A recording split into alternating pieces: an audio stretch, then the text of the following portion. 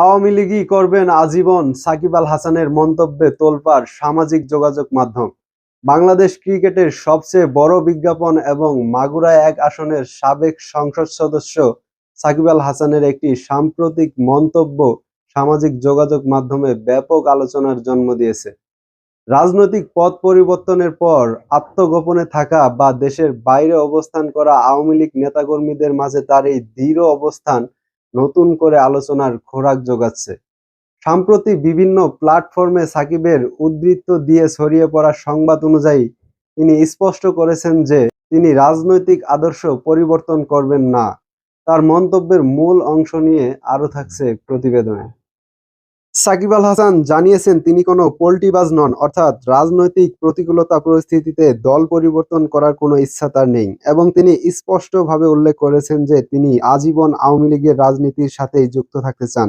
বঙ্গবন্ধু শেখ মুজিবুর রহমানের ঐতিহাসিক ৭ই মার্চের ভাষণের সেই বিখ্যাত লাইন, আমাদের দাবায় রাখতে পারবা না, এর সুরেই সাকিব মনে করেন আওয়ামী লীগের জোর করে রাজনীতির মাঠ থেকে সরিয়ে রাখা সম্ভব নয়।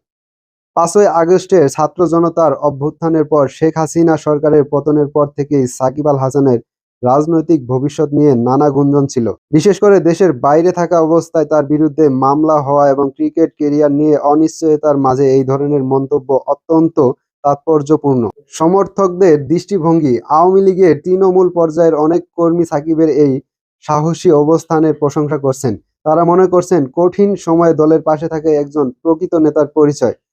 অন্যদিকে নেটিজেনদের একটি বড় অংশ সাকিবের এই অবস্থানের সমালোচনা করছেন। তাদের মতে, যখন সাধারণ মানুষের মাঝে ক্ষোভ বিরাজ করছে তখন সাকিবের এমন মন্তব্যে উস্কানিমূলক হতে পারে। অনেক ক্রিকেট অনুরাগী মনে করেন সাকিবের উচিত ছিল রাজনীতি থেকে দূরে থেকে কেবল ক্রিকেটে মনোযোগ দেওয়া। সাকিব আল হাসান বর্তমানে দেশের বাইরে রয়েছেন। তার এই রাজনৈতিক অবস্থান আগামীতে তার ক্রিকেট কেরিয়ার বা দেশে ফেরার ক্ষেত্রে কোনো প্রভাব ফেলবে কিনা তা নিয়ে বিশ্লেষকদের মাঝে ভিন্ন ভিন্ন মত রয়েছে। তবে এটা স্পষ্ট যে সাকিবের এই পোল্টি না নেওয়ার ঘোষণা দেশের রাজনৈতিক ও ক্রীড়া অঙ্গনে দীর্ঘস্থায়ী প্রভাব ফেলবে।